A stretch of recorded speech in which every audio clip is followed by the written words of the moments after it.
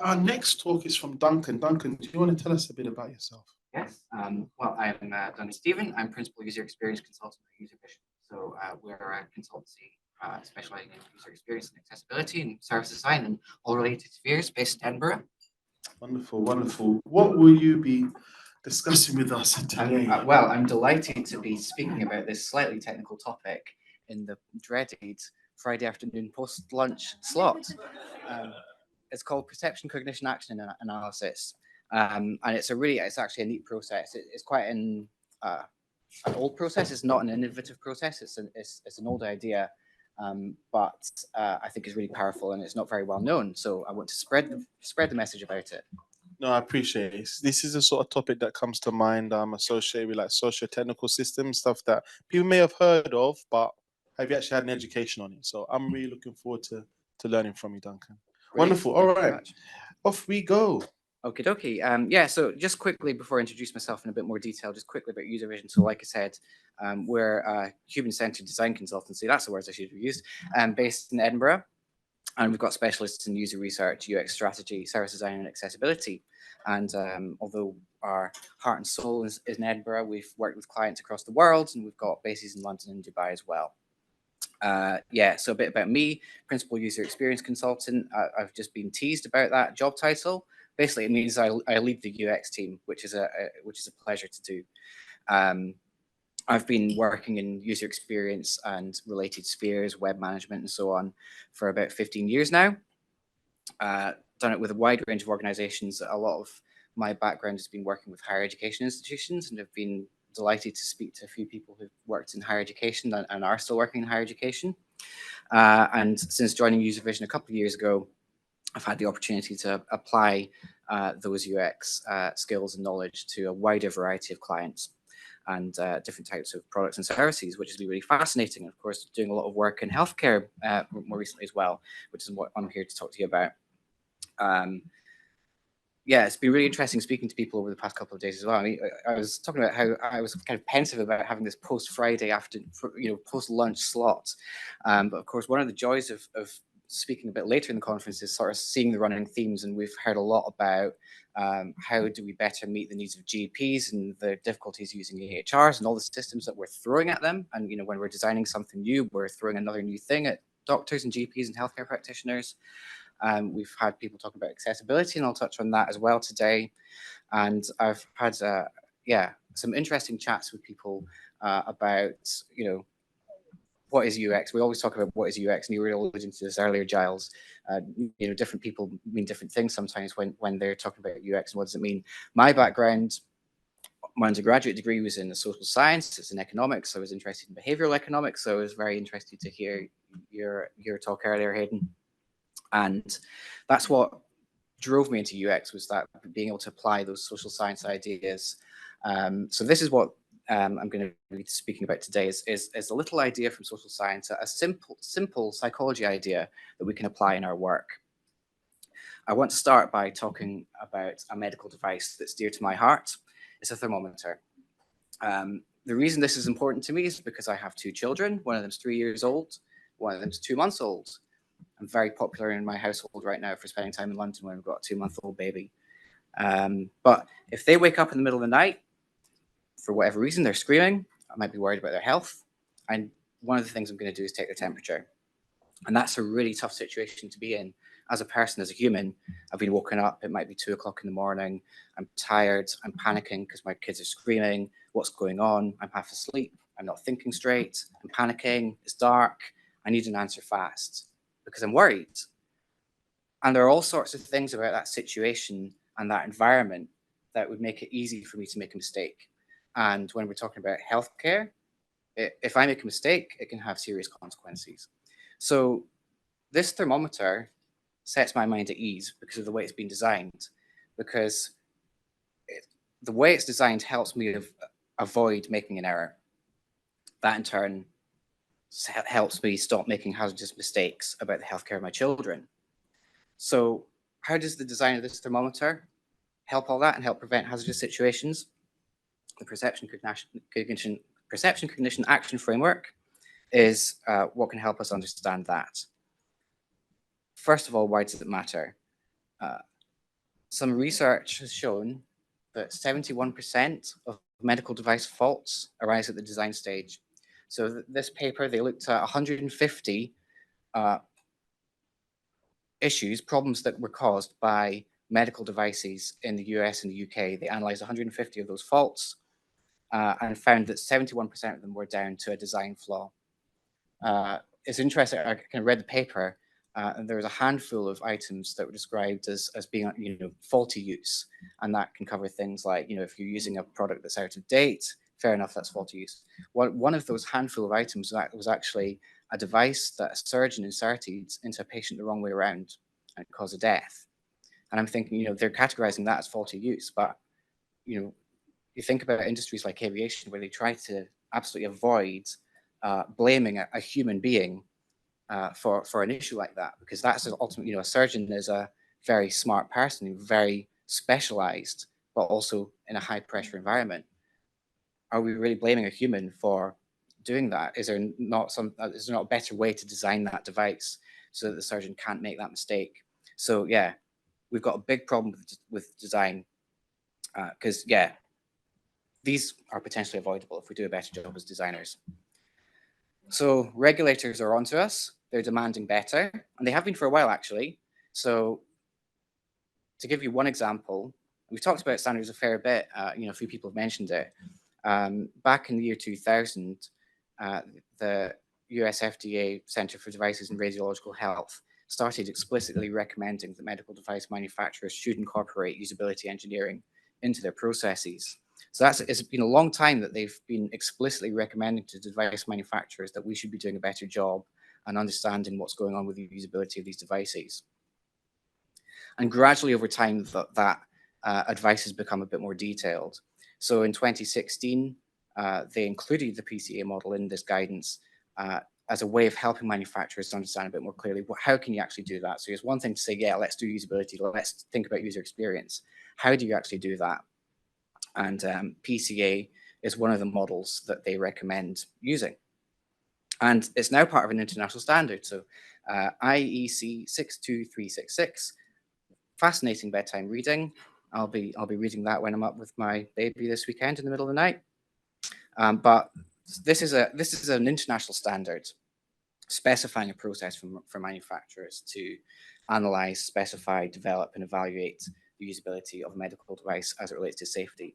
And it includes PCA analysis as part of this. And interestingly, like a lot of this is all about identifying potential hazards that might arise from the design of a device or a system. And Avi's talk yesterday from IBM, he was talking a lot about the NHS clinical safety standards that talk about, we have to have a log of potential hazards. PCA kind of goes a step further and says, okay, one thing to have the list of potential hazards, but how do you work with that? How do you understand what to do with that if there is a potential hazard, and how you get around that? So here's what the model looks like. It's maybe a little bit full on for Friday afternoon, apologies, but it's actually, when you get through it, pretty simple. And I'll break it down for you. So basically, this is all a kind of a diagram of how a user interface works. It's a diagram of user interaction, and there are two sides. So I'll focus on the device side first, because it's not really the focus of PCA analysis, but it's an important component nevertheless.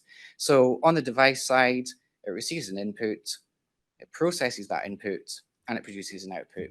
So that's reasonably simple computer science stuff. Input, process, output. If something goes wrong in the processing, if it's a buggy system, buggy software, it can create a hazardous situation. So again, that was Avi was talking about that yesterday with the risk calculator that was causing big problems. It's big news at the moment as well, actually, in the UK, that this post office system, that this buggy system. I know we've got an international audience, but this was I think a finance accounting system that was basically sending the people managing post offices to jail. Hundreds of people went to jail because of this buggy software. And of course, in medical context, the consequences can be even more severe than that. But anyway, the output then crosses this line, which is the user interface, and it sends that output to the user. And then the user, first of all, has to perceive that this output is being produced. So the device has to do something to help the user perceive, we need your attention here. And then the user needs to make sense of that. So that's the cognition stage. So I perceived I need to do something. What does that mean? What do I need to do? And that what do I need to do? You then do the thing. That's the action bit. So if you think about it, really, that's kind of the human equivalent of input, process, output. Perception, cognition, action. So it's actually quite a simple model. And then the user takes an action, and that goes back into the device as an input again.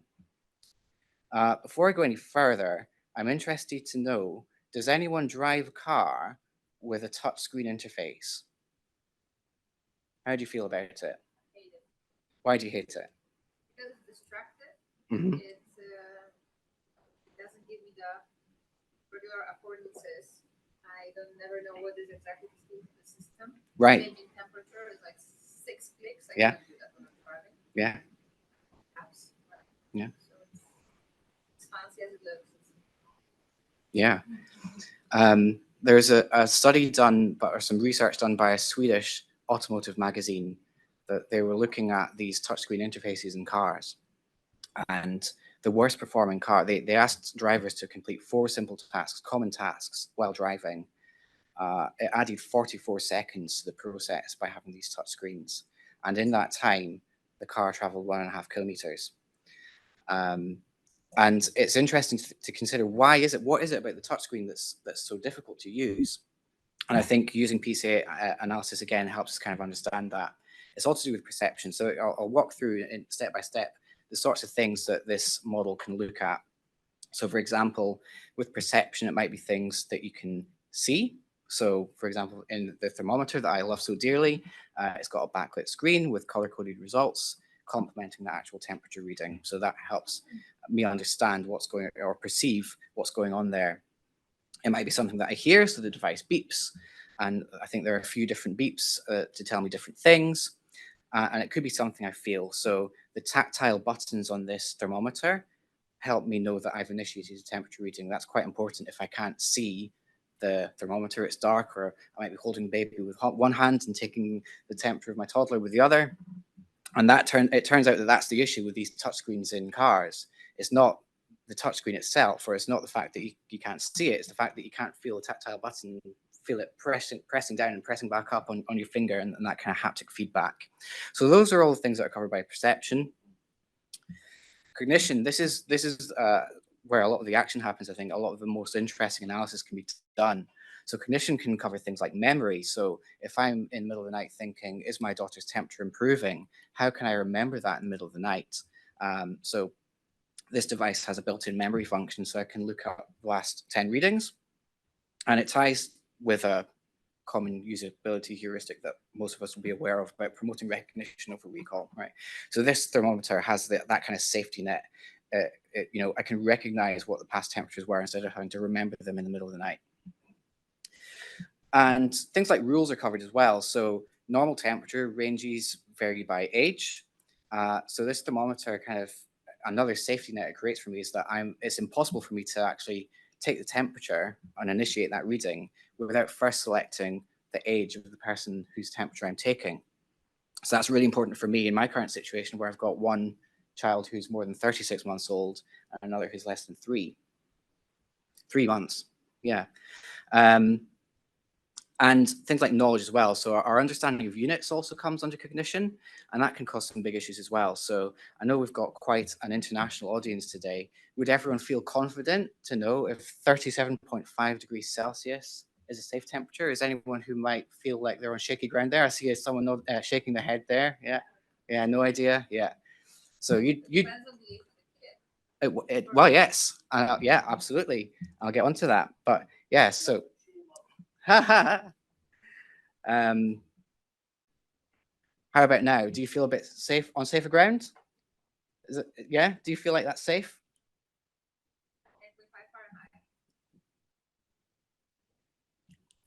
Well, yeah. So if this thermometer could only provide you the temperature in Celsius, you'd be in trouble. But luckily, there's the function to change the units. But I think, I like the fact that Google News can give me the weather in Kelvin. I think if we're taking a proper scientific approach, I think the thermometer should really offer that option as well. Anyway, yes, yeah, Agatha, you were very wise in pointing out that it does depend on the age. So yeah, 37.5 degrees Celsius and 99.5 Fahrenheit are the same temperature. That temperature is safe for a 3-year-old, or normal for a 3-year-old, let's say. It's a high fever in a newborn. So again, this thermometer kind of builds all this in. The backlit display changes color to indicate green for normal and red for fever. Might not be ideal if you're red-green colorblind, but at least you can see that. I think it beeps differently as well if it's a dangerous temperature. But yeah, that's another nice aspect of this design that kind of helps set my mind at ease in the middle of the night. And then we come on to action. So this is kind of what we tend to think about in user experience or user interface design. You know, can I actually press the buttons? Can I control it? Can I select various options? Can I enter data if I need to? And you know, I'm thinking, can I use it easily if I'm holding my baby in one hand and trying to put it in my 3-year-old's ear with the other hand? And then we need to consider things like motor control. So, you know, can I press this eject button easily to get rid of this hygienic filter? Yeah.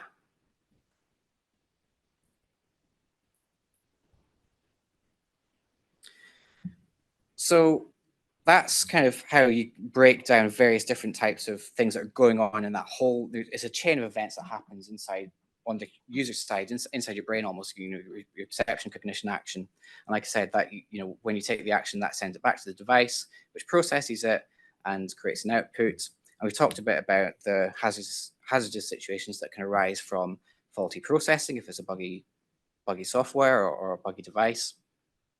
If there's an error in the PCA chain, perception, cognition, action, then that causes a use error, which goes back in as an input. And some of those use errors can result in hazardous situations. So that's why we do this, is to understand what on that user side, in that chain of events, what is the root cause of the problem? What's the root cause of the hazardous situation? So if we focus back in on one function of the thermometer, thinking about how I select the age, as we've been talking about, is a vital component, a vital part of taking a person's temperature is knowing what age it is. So when I switch the thermometer on, it beeps, and that's the perception bit. You know, it flashes and it beeps to attract my attention. The screen lights up, and these age icons, you can't see it, but what happens when you switch on is it cycles through those icons. So I'm thinking, I'm seeing that those icons are filling up. That's my perception. So I know that the device requires my attention. And then I need to make sense of all that information. So I understand the flashing icons to mean that I need to select the right age. So yeah, that is, you know, that's my cognition telling me what I need to do next. And then we move on to action, where I press the age select button, which is where my thumb is in that photograph, to cycle through the ages until the right one is selected. So then I've taken the appropriate action. What might still go wrong? And yeah, just thinking thought experiment here. How could this still be improved? Because, you know, we're all about continuous improvement and agile development. There's always improvements to be made. Something does bug me a little bit about this thermometer, which is if it's the middle of the night and I'm tired and I'm stressed and I'm panicking, do I know if my older daughter is more than 36 months old or not? It's simple arithmetic, right? You know, 12 times 3 or whatever is 36. But it's not, you know, it's not something I want to be doing when I'm, you know, in that state of mind, in that environment. So yeah, it's yeah. Potentially I could make a mistake if I select the wrong age there. If I think, oh, is she more than 36 months or not? So that's what PCA analysis is all about. It's just understanding the root cause of potentially hazardous situations. So in this case, an error in cognition leads to an incorrect action, which causes a use error, which in turn could cause a hazardous situation. So knowing this, knowing where in this chain of events the root cause is happening, informs us how the design needs to improve. Understanding context is key to all this as well. So let's imagine that we're working with a medical device that's designed to be used by a patient, perhaps in a busy public space. And how does that inform the design decisions we need to make? What would be different if it was a device that was just designed to be used by a medical professional in a relatively controlled environment, or you know, a hospital ward, for example? So in terms of perception, if you're in a public space, a device that uses a subtle beeping noise to attract your attention isn't going to cut the mustard. It's not going to work because the user can't perceive that that beep has happened. But it might be suitable for use in a controlled clinical environment, perhaps. Cognition, again, is really important to consider, who your user is and what expertise they're bringing to the table as well. So a device used by an expert medical professional will have very different design considerations to one that's designed to be used by patients. So it brings a whole different set of considerations around cognition and what that means for our design decisions. And that in turn means the way that users carry out actions might also be different. So the importance of going out and seeing the context, speaking to users, understanding their perspectives and seeing what's going on in their lives is crucial to understanding how we can improve devices, and PCA is part of all that. I'm going to talk about accessibility now, and it's been mentioned a few times. I'm just interested to get a sense from the room how many people have been deeply involved in analysing the causes of potential accessibility issues and how that's broken down. Does anyone have a clear sense of that? Yeah, a little bit. Yeah, a few people. Yeah, good. Yeah, I'm going to sort of introduce the concept of accessibility a little bit because I know it's something that we're all very aware of. I think not everyone is always aware of exactly how you make services accessible to everyone. You don't need me to tell you why it's important, but I'll say 1 in 6 people are disabled, right? And we're talking about things like visual issues like blindness, low vision, color blindness, hearing. So you can have people who are deaf and hard of hearing, people who have limited motor control, perhaps can't use a mouse. And then thinking about cognitive disabilities as well, learning disabilities, dyslexia, and so on. Everyone heard of WCAG? The W3C accessibility guidelines. Yeah, it's the de facto standard. It's the closest thing we have to an international standard, defining what we need to do around accessibility and how we make services and products accessible. So we're on version 2.2. The next version 3, I think, is no longer going to be called Web Accessibility Guidelines. They're going to just call it W3C Accessibility Guidelines because the principles hold true beyond the web. But, it pertains to all kinds of medical devices or any digital devices. There are 3 levels and 86 success criteria, of which 55 are required to meet level AA. But they're all underpinned by 4 principles. And I'll introduce 4 principles. And they're known as POUR, the POUR principles. And these are what's underpins everything around how we design accessible services. So first of all, you need to have a perceivable information and user interface. It needs to be an operable user interface and navigation. It needs to have an understandable information and user interface. And you need to have robust and reliable interpretation. So this is a nice acronym that spells the word POUR, so they're called the POUR principles. And just to break that down a little bit further, so in perceivable, we're talking about, we need to supply text alternatives. So if we've got non-text content like images, multimedia, we need to supply that in different formats, captions, transcripts, audio descriptions, etc. Content needs to be adaptable, so it needs to be presented in different ways, thinking about assistive technologies, and it needs to be distinguishable, so ensuring that content has sufficient contrast and is easy to perceive. Everything needs to be operable, so we're talking about how we make it easy for people to access UI elements. So everything needs to be navigable. It needs to be clear and consistent navigation. We need to make sure, if, for instance, it's keyboard accessible for people who can't use a mouse and rely on using a keyboard instead. And we also need to give users enough time to make their decisions and enough time to read and use the content and think about what they need to do next. And it all needs to be understandable. So that's about making sure it's readable, that our devices operate in predictable ways, and that we provide input assistance to help users avoid and correct any mistakes. And then it needs to be robust. So that's where we're talking about it needs to have compatible, semantic, clear code. So we're maximizing compatibility with as many user agents or different assistive technologies as possible. So I was looking at these POUR principles and working with PCA analysis at the same time and thinking, well, actually, these are, interestingly, very similar. So perceivable there is the perception part, obviously, in PCA. Operable is about taking the action. Understandable is to do with cognition, of course. And robust is all that stuff that's going on around making sure that the processing in the device is, not buggy, it's safe, it's clean, and it's not going to send anyone to jail or worse. So yeah, I was really interested to kind of make that connection and see that that's what was going on, because I think in accessibility we're quite good at breaking down the problems in those core principles really clearly.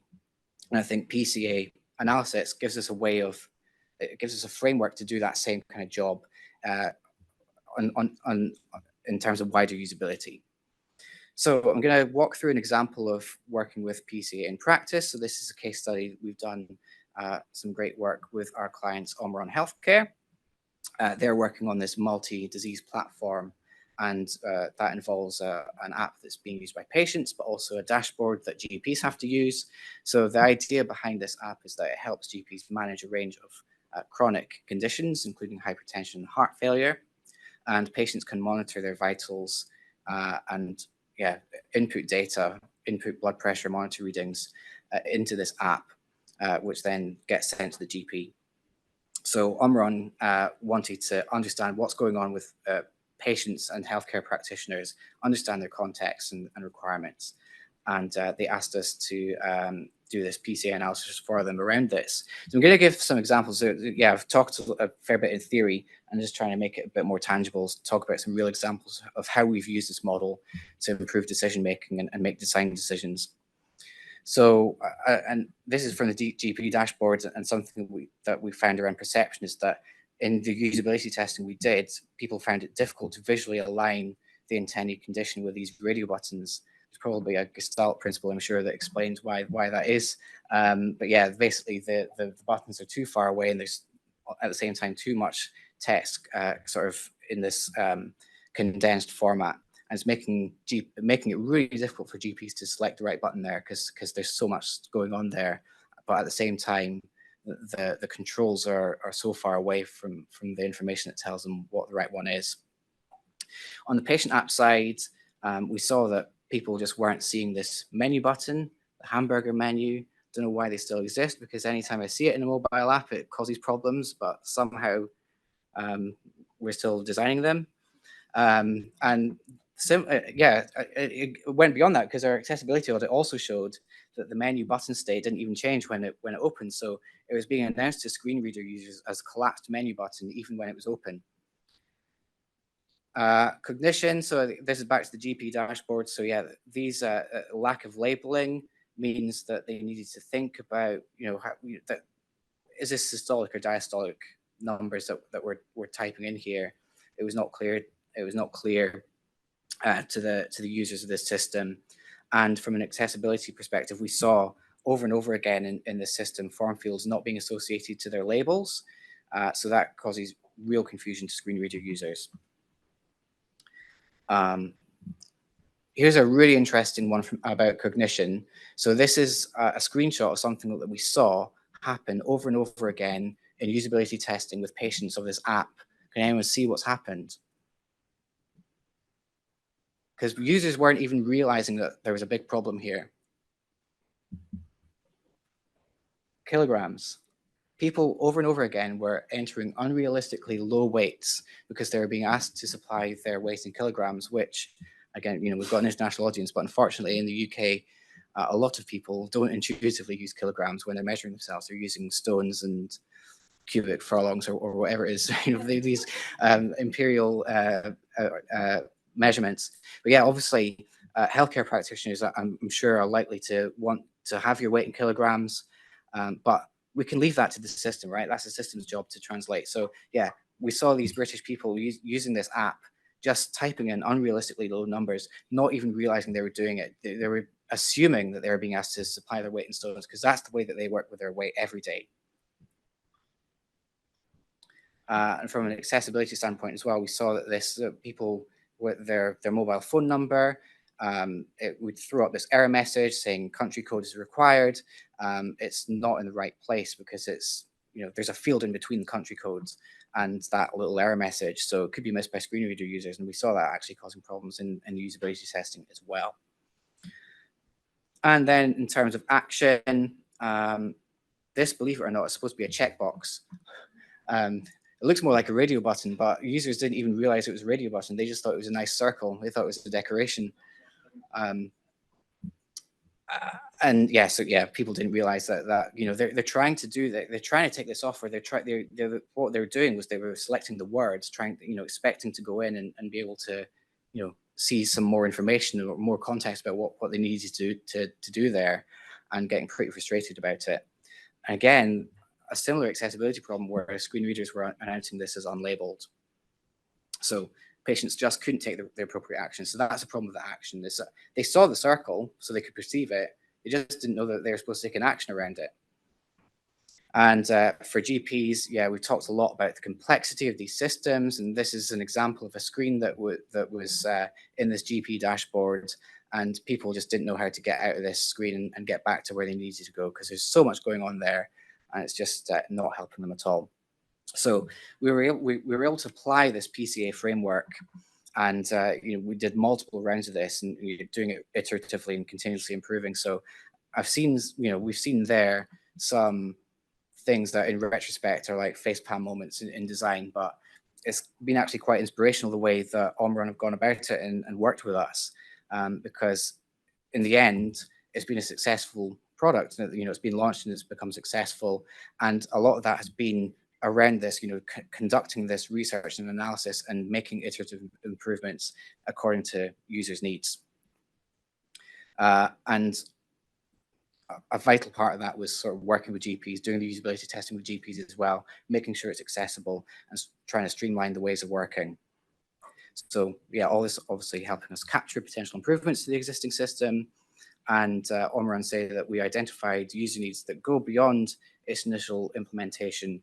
And the good news story is that all those facepalm accessibility issues have been resolved, and the app is now fully compliant with WCAG. So they've said some nice words about this work. And what really strikes me about this quote, I'm not going to read it all, but I'll highlight a couple of things. So yeah, talking about how it was tested and iterated upon rapidly, resulting in positive feedback, and that people noted that the solutions took people's concerns at heart, and they were surprised with the speed with which we were able to do so. I thought, it was really great to get that sort of testimonial, because we've talked a bit about this over the past couple of days as well, how often there's this perception that doing UX research is time consuming and slow. But actually, if you do it in the right way and you apply the right frameworks and models and you do it iteratively, it's surprising how fast it can be, because you can get the quick wins quickly. And, the longer term game is the long term game. But if you're doing it iteratively, people perceive that you're acting fast. So to summarize, designers must do better. We're talking about 3/4 of faults are coming from us designers. Regulators are expecting more, but international standards are here to guide us. Speaking to users is essential to understanding people's context and context of use, and I think PCA analysis is one way that helps us understand the root causes of those issues. And similarly, the POUR principles helps ensure that these solutions are accessible for everyone. This helps us reduce the risk of hazardous situations. So that leads to happy patients, happy HCPs, hopefully, and happy client. Thank you very much. I'll be delighted to have your questions. Thank you, Duncan. That was really, really good. We'll be having our next speaker come down, getting ready. But are there any questions in the meantime? Yes. Hi, Hello. well done. That was amazing. Thank you. Really interesting and really relevant, because we did some work integrating with some of the blood pressure devices, Right. and like through Bluetooth, and the journeys were so complex, which meant that we then had to try and explain how complex they were in the app, Okay. which was quite hard because one was like a cuff one. Yeah. And I just wonder, like, how maybe like the hardware and people connecting into it can work together, because we did a load of usability testing, and like that would be really useful for them. But it would also help us create a better experience, because we are sometimes a little bit limited, and probably other, you know, if you're using hardware but you're building software that relies on the hardware, you're kind of quite limited. And I think it's one of the aspects that makes healthcare medical device manufacturing really complex. And we've talked about how we try and get systems talking to each other and all the rest of it. Interestingly, I learned when I was learning about this standard, part of that standard is making sure that your instruction manual is usable and that people can essentially navigate the instruction manual. And a lot of us as UX professionals, we know people aren't reading the manual. So it's not really, you know, it's not enough. You know, I don't know what the answer to your question is, but I guess, you know, we try and, I don't know, explain away certain things, or, you know, the manual's there. You know, for the surgeon that inserted the device the wrong way, the manual was there, and that was the judgment that was made. You know, went to the courts, and that's what they said. Oh, you put it in the wrong way. It's your fault. And I'm thinking, well, is it your fault though? Because you're in a high pressure environment. It, you know, that device should be designed in a way that makes it obvious what the right way up is. People just don't read the instructions. I don't read instructions either. So we've got better things to do with our time.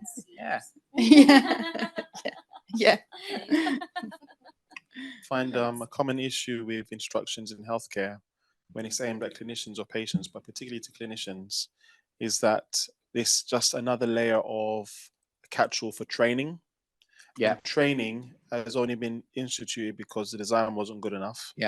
But also the training is there as a legal requirement, because undoubtedly something will go wrong. Someone's going to be harmed or die. And we need to say that we've given training as a means to mitigate that risk, so we're no longer liable.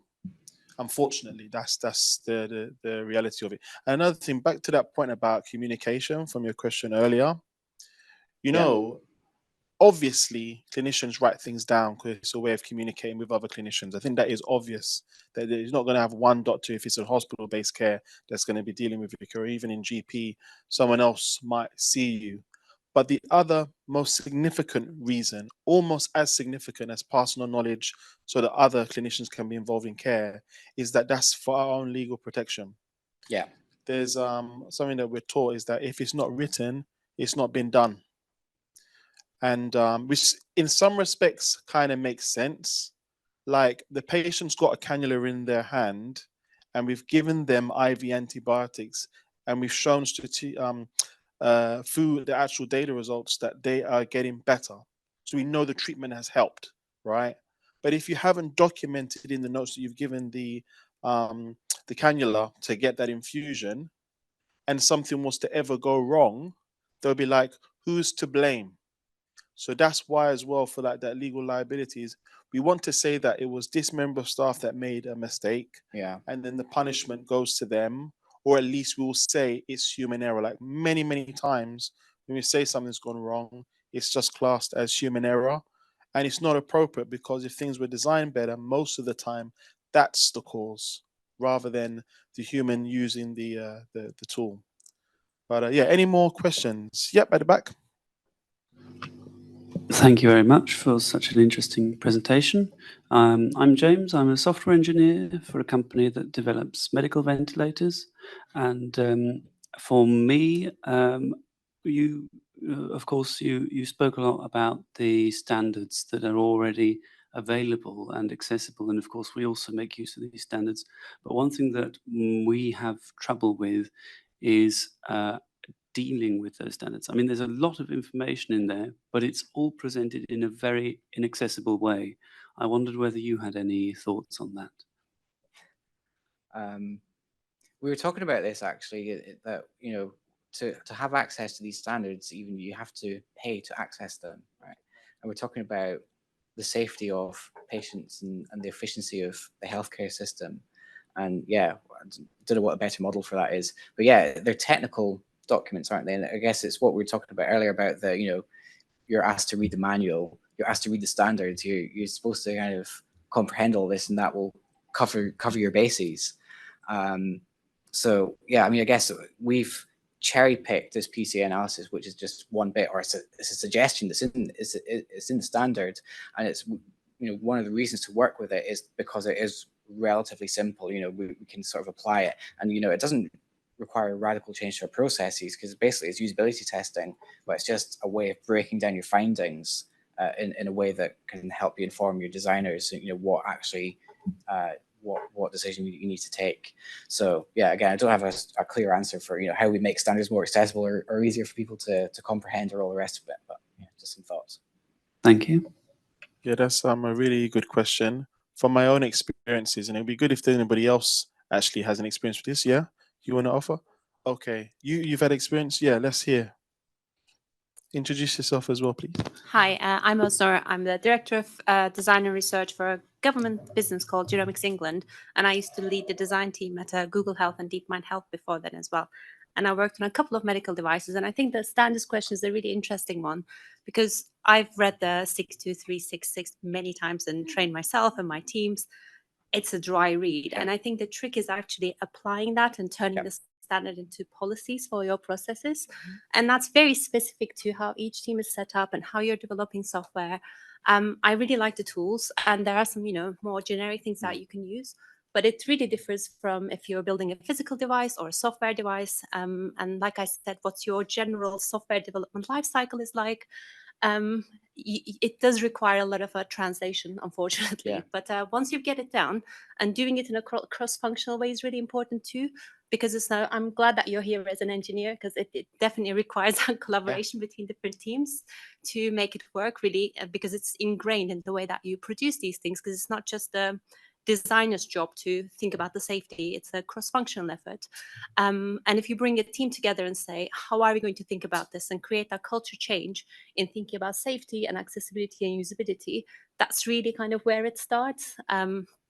And maybe you have folks like User Vision to come and help you in, you know, helping, because I'm guessing, you know, with the experience that you have in applying this in different settings, you may have some tips and tricks to give to different teams in how to make that translation. Because like I said, the document itself is, it's a work of art. Yeah, I was just going to add that if you are in doubt of this stuff, don't do it on your own. And also keep in mind that there's a legal requirement to adhere to this. So you should be involved in legal, you know, because they then do their own review and be like, well, I don't see any evidence to back up this point, or I'm not confident that we have done what we need to do. That's really, really useful for this third party, even though it's technically within the company, to say this to you, because it's a tricky one.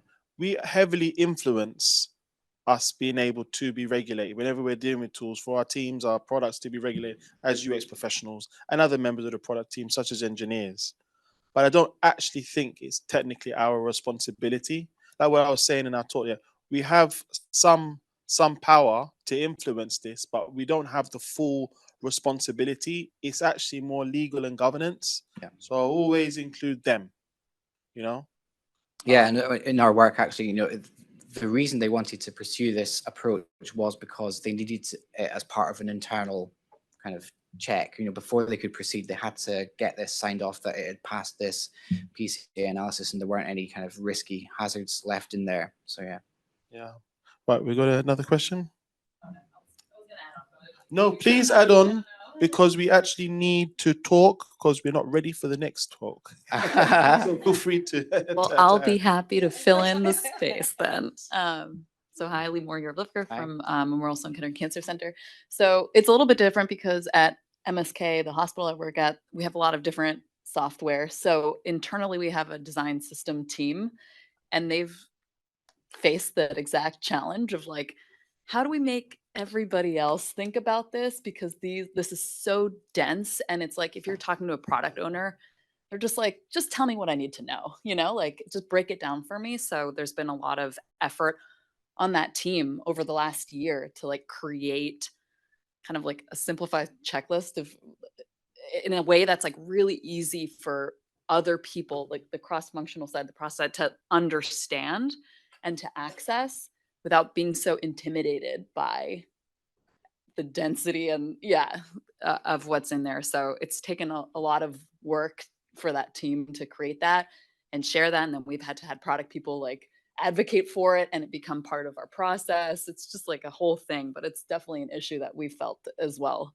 And we had to like really put in the effort to solve that. So anyways, I just wanted to share that. Another question here. Thank you for adding that.